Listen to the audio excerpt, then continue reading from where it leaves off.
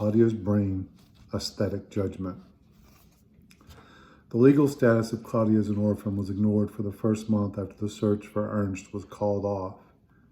He had been declared legally dead, but no funeral had taken place. Claudia continued to stay with me and my father. The professor cleared out the spare bedroom. Under piles of books and papers was a futon he had owned since graduate school. This was her room as long as she needed it, the professor declared.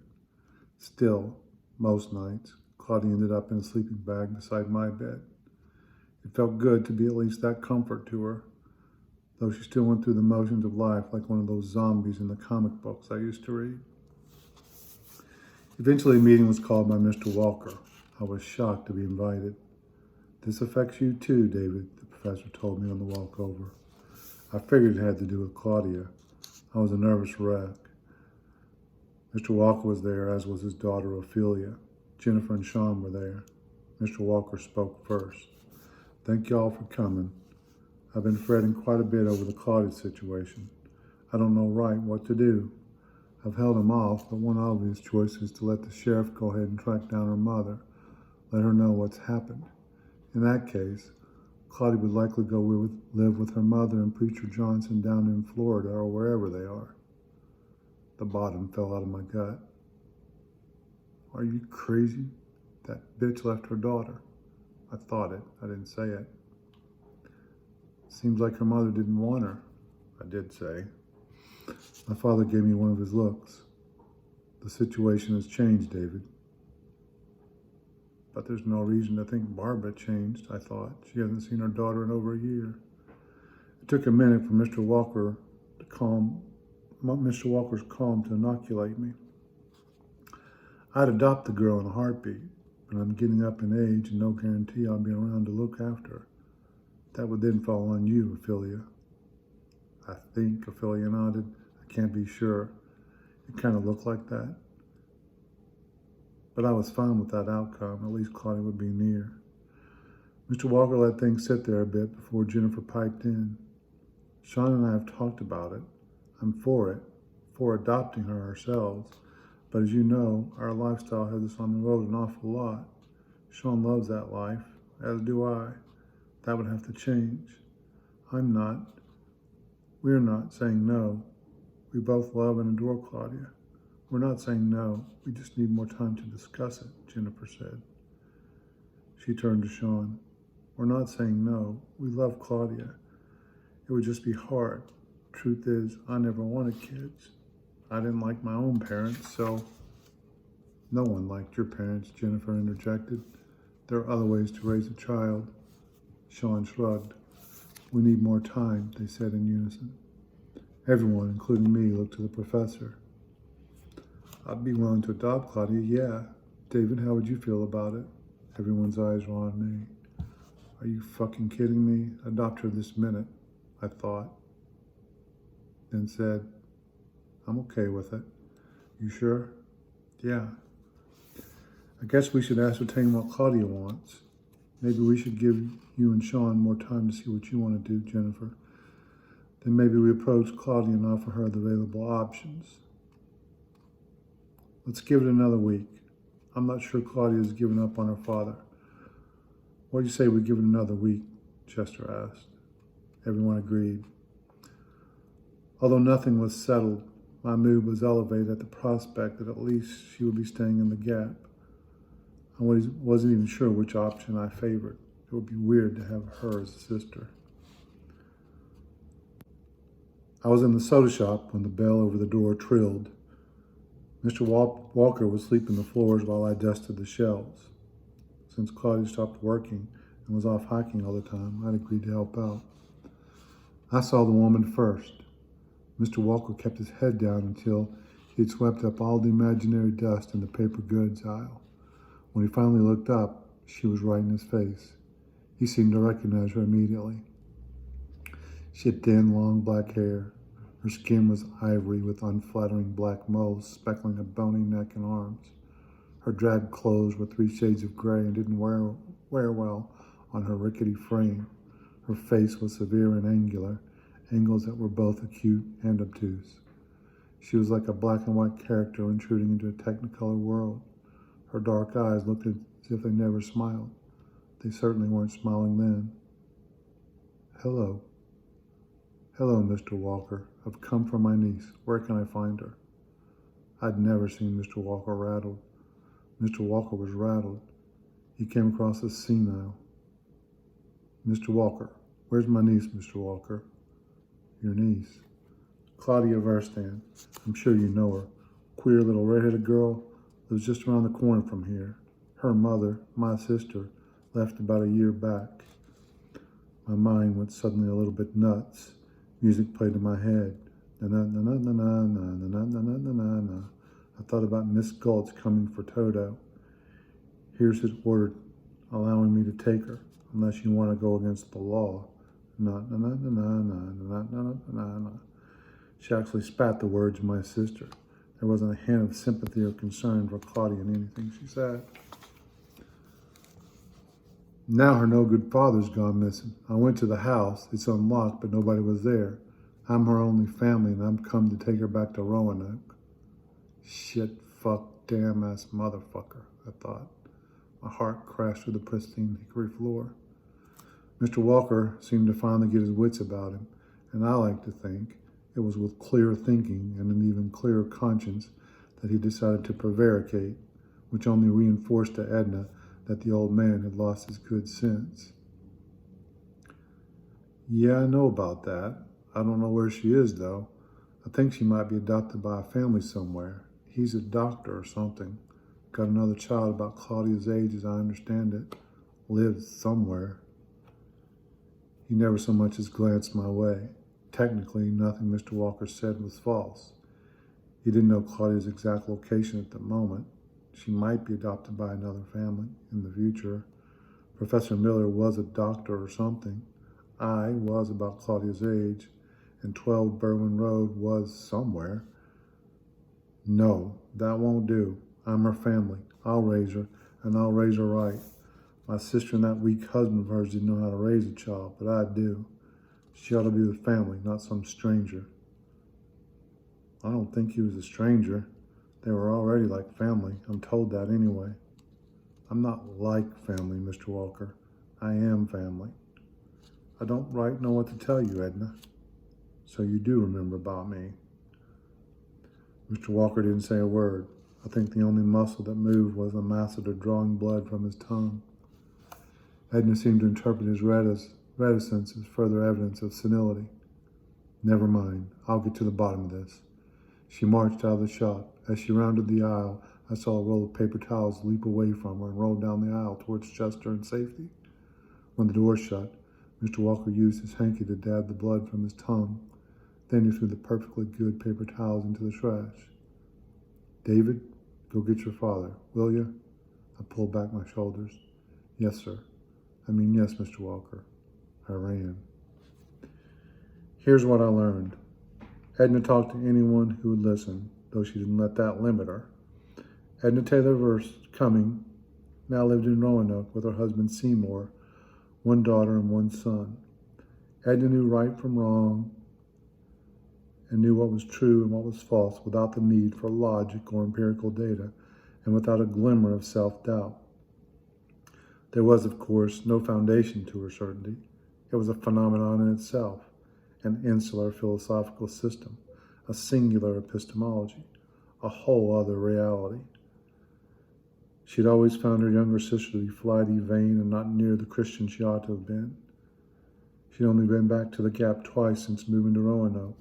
The first time was to get at her ailing mother, who Edna believed was clearly being neglected by the self-centered Barbara. The second time was when her sister married Ernst Verstan.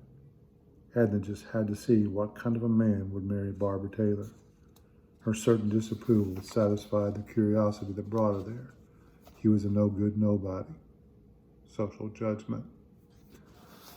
The news about Barbara abandoning Claudia in a flight of cardinal sin reached Edna within a day.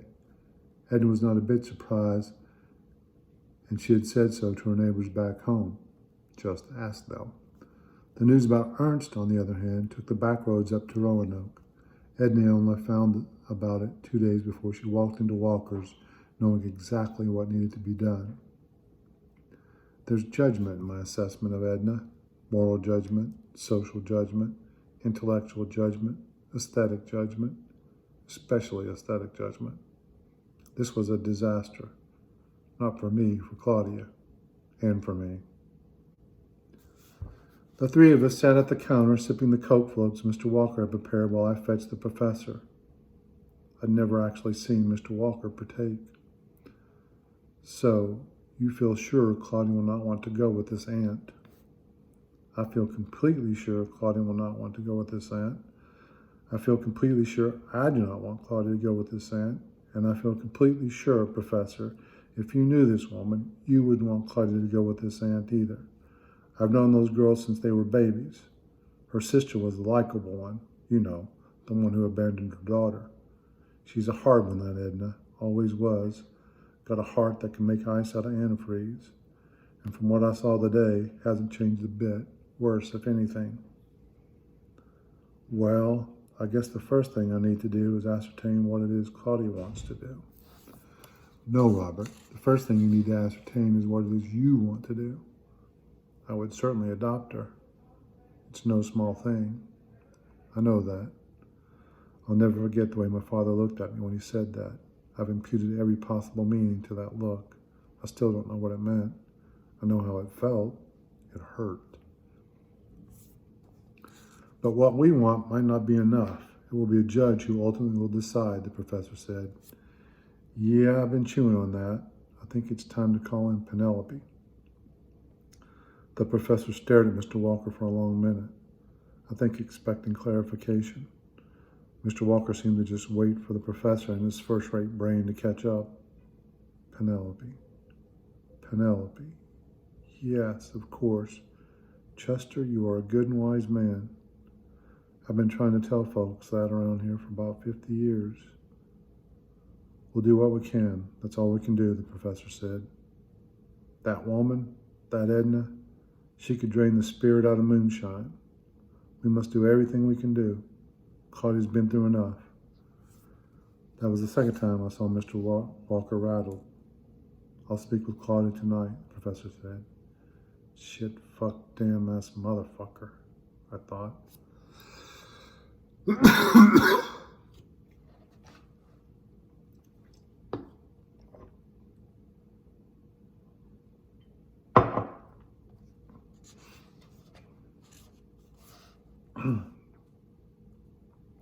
I was asked to send Claudia downstairs.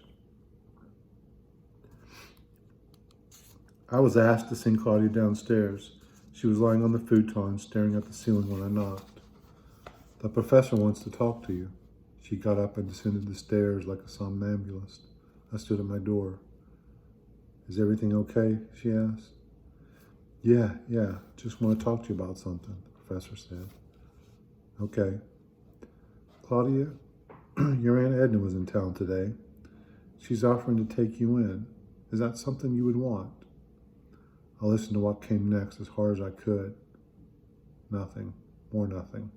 I crept to the banister and peeked down. Claudia was staring at her own feet. I couldn't see her face. The professor finally broke the silence. He was no genius when it came to emotions, but I think even he could read Claudia's reaction. Well, in case that is not your wish, I want you to know that David and I would very much like it if you joined our family. You know, we'd like to try to make it official. I'd be honored to adopt you, you know, legally, if that would be your wish. Mr. Walker, Jennifer, and Sean, we all want to see you stay here with us. Claudia stood, walked over, and put her arms around the professor's neck. Then she burst into tears. She sobbed and sobbed. There was a lot for Claudia to sob about. I don't like my Aunt Edna. She's not a nice person. I don't want to live with her. If you mean it, I'd like to be part of your family. Well, I do mean it. Thank you. You've done so much for me already. She sat back down. The thing is, this is likely to turn into quite a legal battle. It's not cut and dry, especially considering your age. I understand your Aunt Edna is not likely to relent, and courts are biased towards the family in these situations. But I'll do everything I can. Thank you. In any event, Roanoke is not so far away. We'll stay in touch either way. Claudia went silent. But let's hope it doesn't come to that, the professor added. Yes, let's hope. Fuck. There's someone I think can help us. I have a call to make. He stood and walked to the back of the house. When Claudia returned to the stairs, I clambered back to my room. The next morning, I asked Claudia how well she knew her Aunt Edna. She had met her Aunt Edna and cousins, Mona and Eddie, on visits to Roanoke years earlier. Taking Claudia to visit her grandmother and only cousins was an excuse to visit the big city. Claudia hated those trips. She hated the time driving alone with her mother. She hated even more the destination. She found Edna to be a relentless terror, overbearing and critical. Cousin Mona was a miniature version of Edna, bossy and cocksure in her ignorance. Eddie was a goody-goody when Edna was around, but a bully the minute Edna disappeared. Barbara would gripe about Edna all the way home. Fortunately, after only a few visits, she had had as much as Edna as she could stand, and the visits stopped. The next day, Claudia and I were told to be out of the house by 1, but to be back promptly at 2. It was all very mysterious, and neither of us speculated about it. We walked to the iron furnace, where I didn't climb to the top. A sign prohibits that. Then I treated us to bear claws and cold water at Mr. Walker's. We opened the front door to my house at exactly 2 o'clock. I was mesmerized by the woman sitting in the professor's chair. I looked at Claudia. She had a similar reaction. The woman had blonde hair pulled impeccably into a bun with a pearl and wood barrette holding it in place. She wore a well-tailored navy blue blazer with matching skirt and an off-white blouse buttoned to the neck where a string of pearls dangled. Her legs were crossed with a kind of regal femininity. Expensive-looking shoes were the same color as her hair. I stood in the doorway, wondering if I'd entered the right house.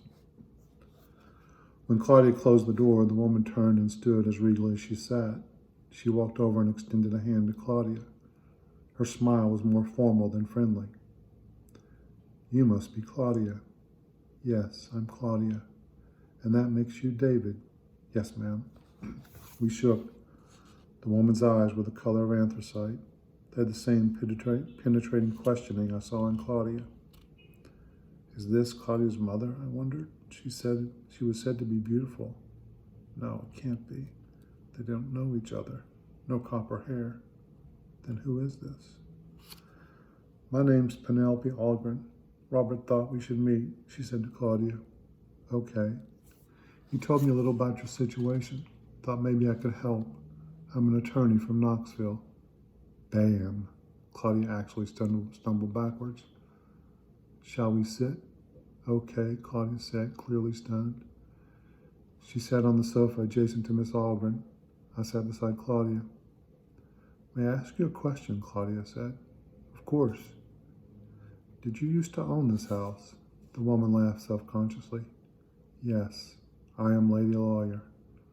That fact now seemed to embarrass Claudia. I wasn't sure you were even real. Lady Lawyer laughed again. Well, please don't believe everything you've heard about me. In fact, don't believe any of it. I won't. I promise I won't. Yep, me either. I'd clearly been duped by all those nonsense stories.